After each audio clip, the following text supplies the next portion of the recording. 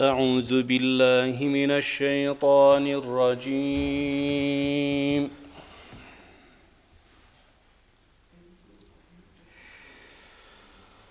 بسم الله الرحمن الرحيم.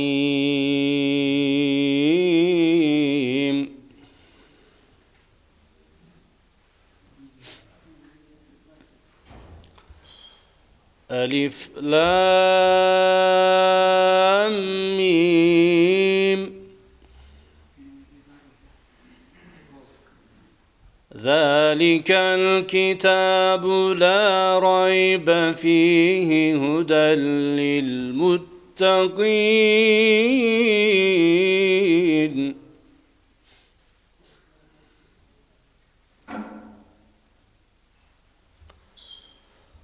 الذين يؤمنون بالغيب ويقيمون الصلاة ومما رزقناهم ينفقون.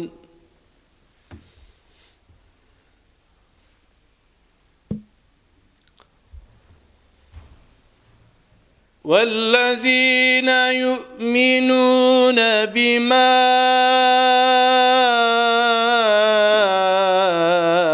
أنزل إليك وما أنزل من قبلك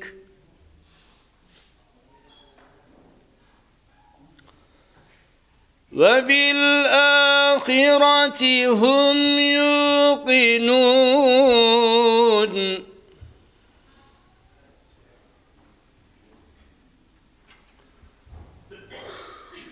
وبالآخرة هم يوقنون. أولئك على هدى من ربهم وأولئك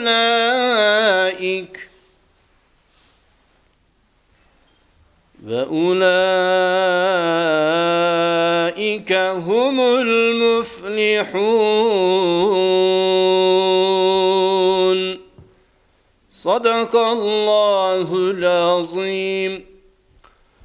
سبحان ربك رب العزة عما يصفون وسلام على المرسلين والحمد لله رب العالمين. الفاتحة.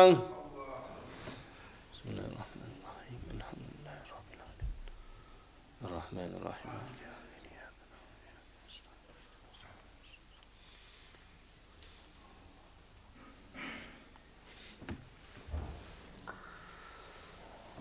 أعوذ بالله من الشيطان الرجيم. بسم الله الرحمن الرحيم. الحمد لله رب العالمين والصلاة والسلام على رسولنا محمد وعلى آله وصحبه أجمعين. ألف ألف صلاة وألف ألف سلام عليك يا رسول الله. ألف ألف صلاة وألف ألف سلام عليك يا حبيب الله. ألف ألف صلاة وألف ألف سلام عليك يا ذا الجلال والإكرام. رب اشرح لي صدري ويسر لي أمري واحلل عقدة من لساني يفقه قولي وقل رب زدنا علما وفهما وألحقنا بالصالحين. توفنا مسلما وألحقنا بالصالحين. Sadakallahul azim. Pek saygılı cemaat-i müslimin, bugünkü sohbetimizde, vaazımızda inşallah Kur'an hakkında, Kur'an'ı nasıl okumak, Kur'an'ın ne olganı hakkında laf etmeye çalışacağız inşallah. Okuduğum Aşr-ı Şerif'in 1. ayet-i kerimesinde Allahu Teala "Zalikel kitabu la raybe fih hudel lil muttakin" buyuruyor. Bu yani Kur'an-ı Kerim öyle bir kitap ki, Kur'an-ı Kerim öyle bir kitap ki kendisinde Allah tarafından verilgenine dair hiçbir şüphe yoktur. Yani Allah tarafından verilgine dair Kur'an-ı Kerim'de hiçbir şüphe yoktur. O takva sahipleri için doğru yolu göstergen, takva sahiplere doğru yolu gösterenin ta kendisidir buyura ayet-i kerimede Allahu Teala. Yani Kur'an-ı Kerim'in 1. suresi Fatiha, 2. suresi Bakara, Kur'an-ı Kerim'i açaysınız. 1. ayeti de ذَٰلِكَ الْكِتَابُ لَا رَيْبَ ف۪يهِ. Yani Allah bizge böyle ayeta. Ey Müslüman, sen şimdi Kur'an-ı Kerim'i okumaya başlaysın. Bu Kur'an, bu kitap öyle bir kitap ki Allah ayeta, onu ben yiberdim diyor. Ve tinç yürekten bu Kur'an'ı oku, hiç şüphe yok bu kitapta, bu Kur'an-ı Kerim'de de bayta. İşte şüphe duymadan, Allah'a tinç yürekten işanarak, eğer bu Kur'an-ı Kerim okunursa, o insan ne olur? Muttaki olur. Allah'tan kerek olganı şekilde korkan manasına gelir. Takva. Muttaki olgan sonda o Kur'an o adamga doğru yolu ne yapacak? Gösterecek. Yine Kur'an-ı Kerim Allah'ın ayetiyle o hak ile batılı birbirinden ayırt eden bir sözdür. Doğru ile yaramayı birbirinden ayıran sözdür buyuruyor. Yine ayet-i kerimede Allah-u Teala. Başka bir ayet-i kerimede Kur'an-ı Kerim böyle ayete: ey insanlar, ey cemaat, size Allah'tan, Rabbinizden bir öğüt, bir nasihat verildi. Son o gönüllerdeki sıkıntılara, o gönül ağrısına şifa, işanganlara da diyor rahmettir, berekettir bu Kur'an-ı Kerim. Kur'an-ı Kerim'imiz böyle mübarek bir kitab-ı şeriftir. Yine ayet-i kerimeyi tekrar edelim. Ey insanlar, size Rabbinizden bir öğüt, gönüllerde olan dertlere şifa, müminler için hidayet ve rahmet gelmiştir buyuruyor Allahu Teala Yunus suresi 57. ayet-i kerimede. Kıymetli ağalar, rivayetlerge göre 124.000 peygamber verilgenini ayıtırlar. Allahu Teala her bir peygamberge de insanların Allah'a inanması için, insanların peygamberlerinin ayettiklerine inanmaları için bir mucize vergen. Mucize Allah tarafından verilen olağanüstü bir hal, bir vaziyet, bir olay, bir hadise.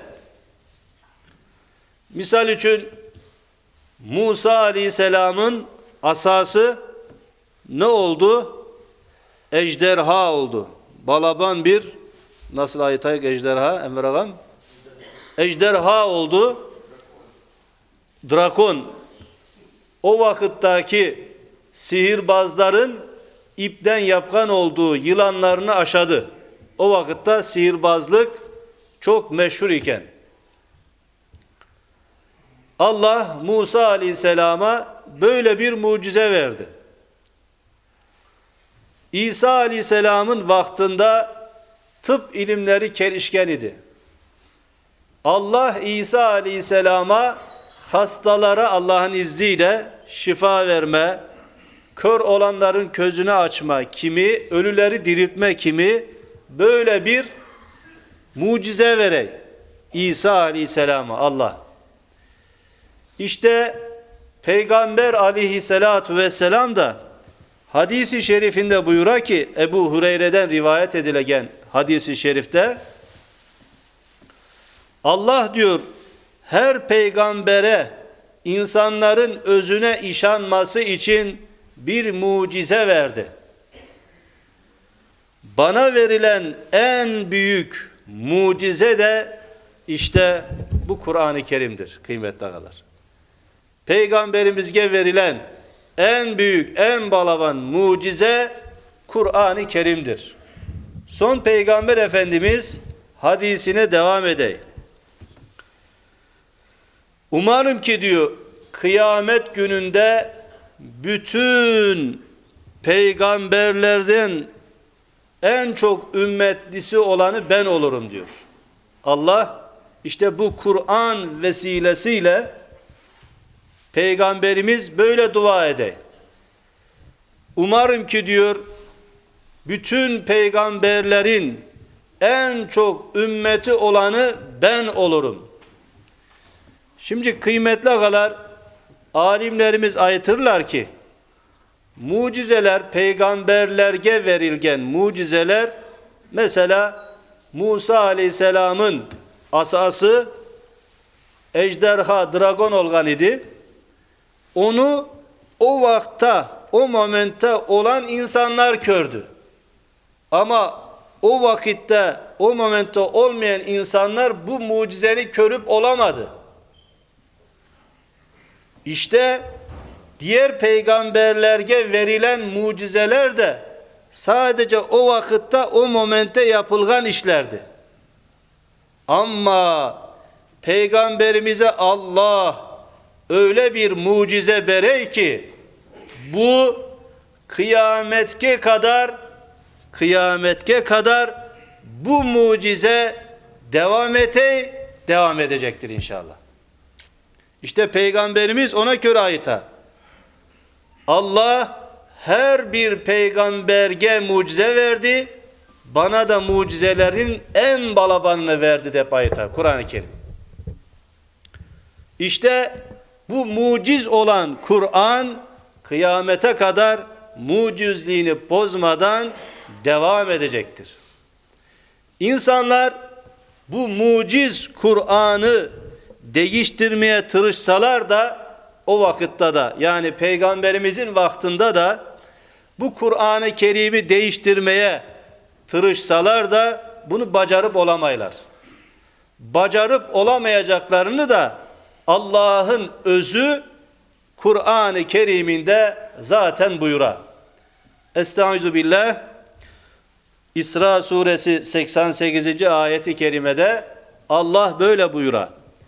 Kul le inictema'atil insu vel cinnu ala en ye'tu bimisli hâzel Kur'an la ye'tûne bimislihi velev kâne ba'duhum zahira. Sadakallahul azim. İşte Allah tarafından korçalanan ve peygamberge yiberilgen en büyük mucizeyi değiştirmeye tırışkan insanlara Allah böyle cevap verey. De ki peygamberimize ayıta Allahu Teala ayıt ki insanlar ve cinler şu Kur'an'ın okşarını getirebilmek için bir araya gelseler, insanlar ve cinler bu Kur'an'ın okşarını, benzerini getirebilmek için bir araya gelseler, birbirlerine yardımcı da olsalar, onun okşarını getirip olamazlar buyuruyor. Yani Peygamberimizin aytkan olduğu söz, en büyük mucize kıyametke kadar devam edecek. Yani bunu herkes o vakta gelgende o vakitteki insanlar gördü. Şimdi biz köreyimiz, bizden son gelecek insanlar da inşallah bu en büyük mucizeyi görmeye devam edecekler.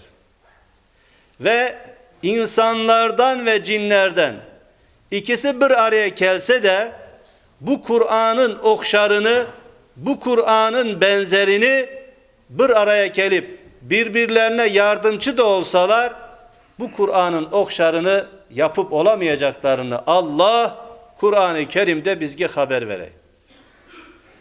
Başka bir ayet-i kerimede Allahu Teala böyle buyurar. Kulumuz Muhammed'e indirdiğimiz Kur'an'ın Allah tarafından yiberilgenine dair şüphe ediyorsanız haydi onun okşarı bir ayet, bir sure getirin diyor. Allah meydan okuyor.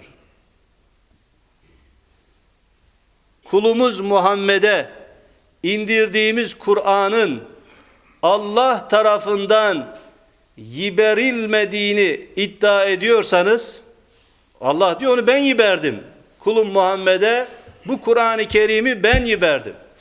Eğer siz bunu Muhammed, Allahümme salli ala seyyidina Muhammed, özü uydurdu deyip aytaysanız, Allah tarafından yiberilmediğine işanaysanız, haydi onun okşarı bir ayet veya bir sure getiriniz diyor. Ayet-i kerimede Allahu Teala. Allah meydan okuyor. Meydan okumanın sebebi ne de?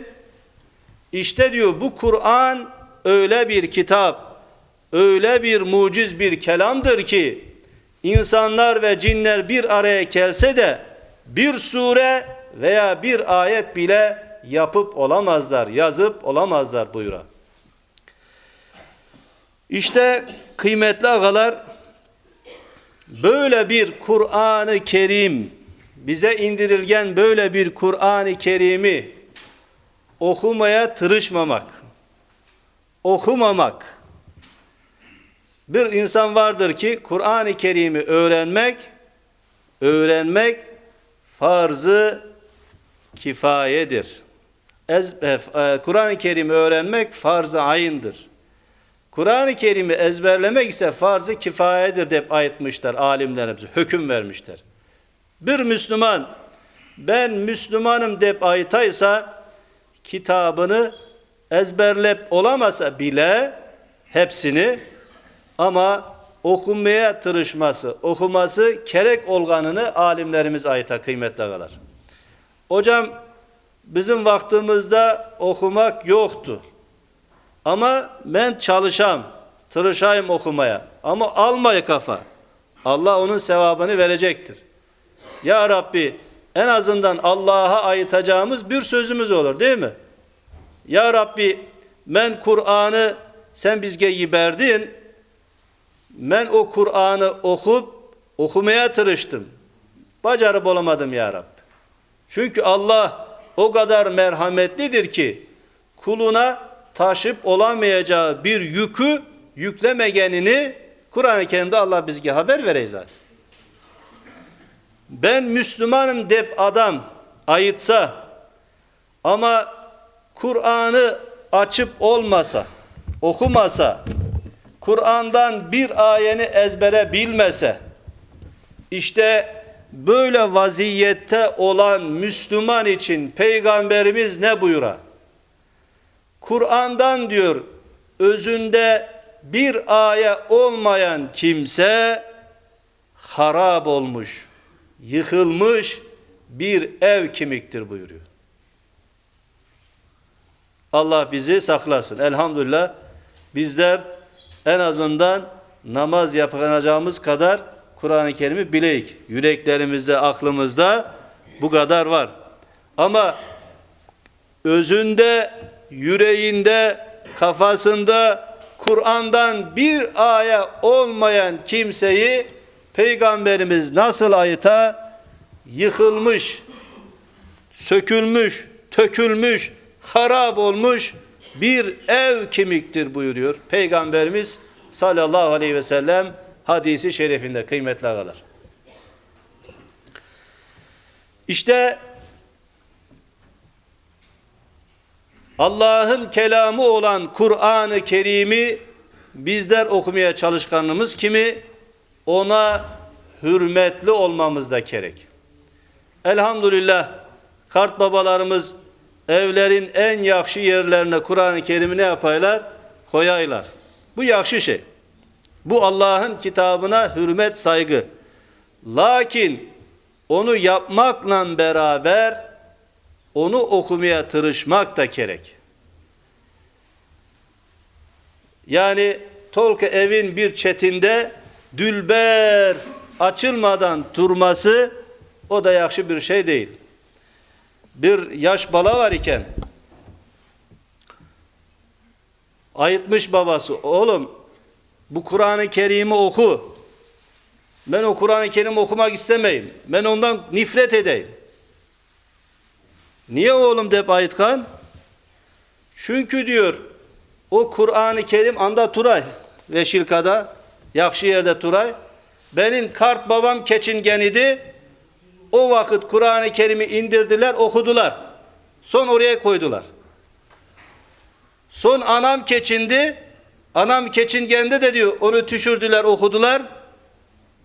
Ben anlayayım ki diyor bu pek yakşı bir şey değil. Eğer yakşı olsaydı sadece keçingende Kur'an-ı Kerim okunmazdı diyor.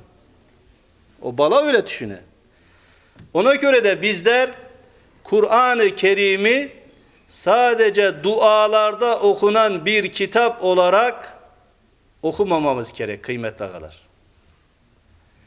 Saygı göstermek yakşı.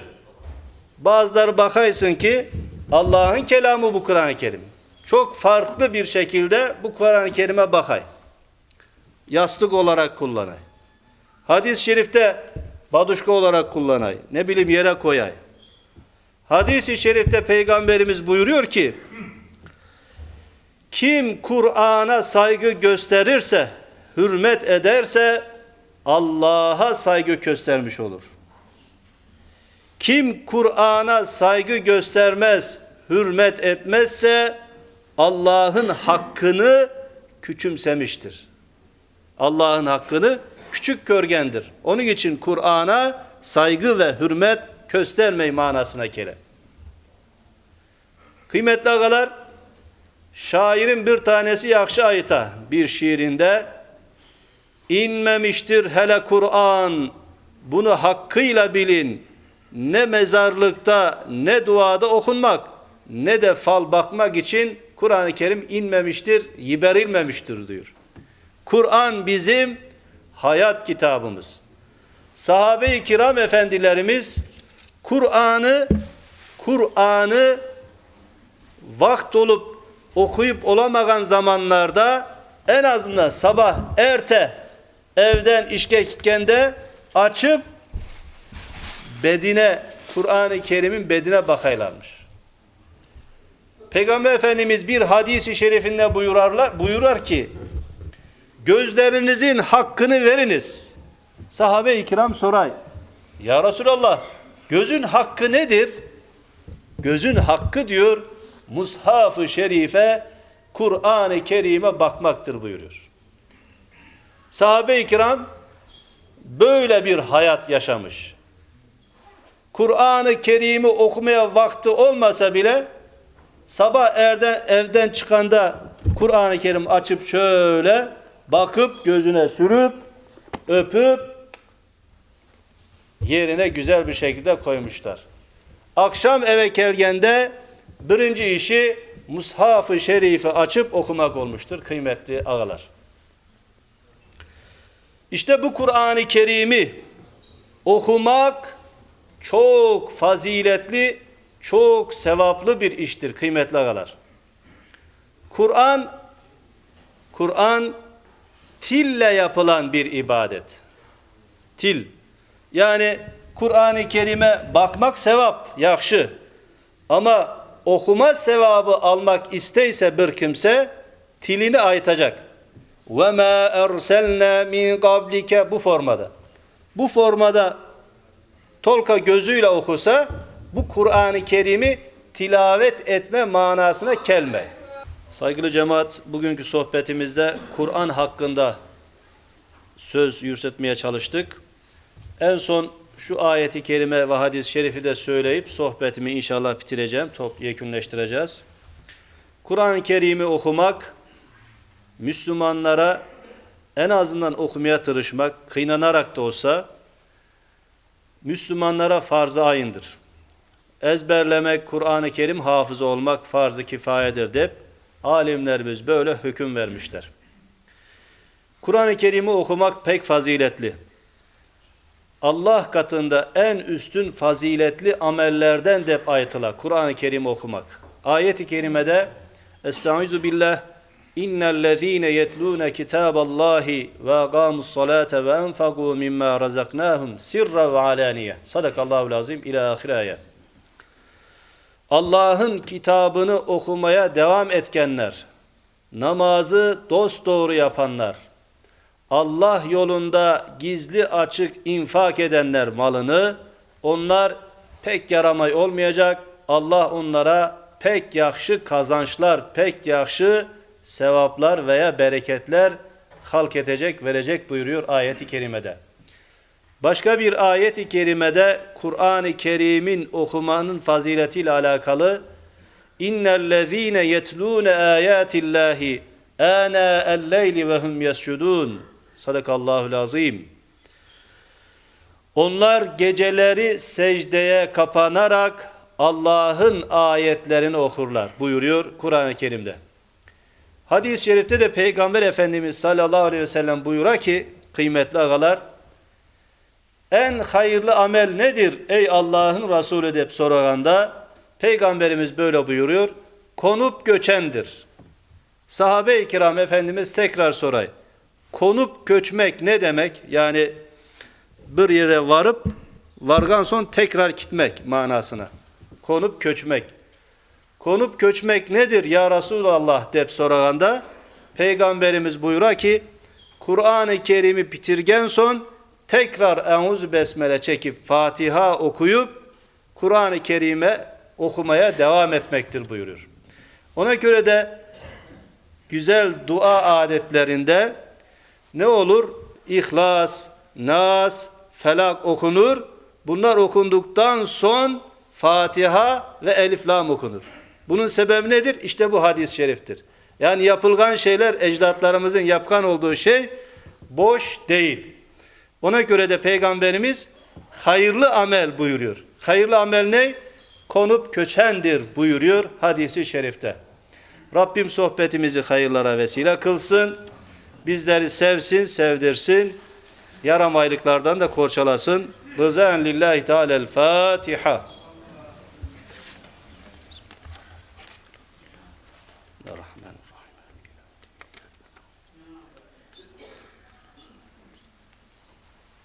Allahümme salli ala seyyidina Muhammed.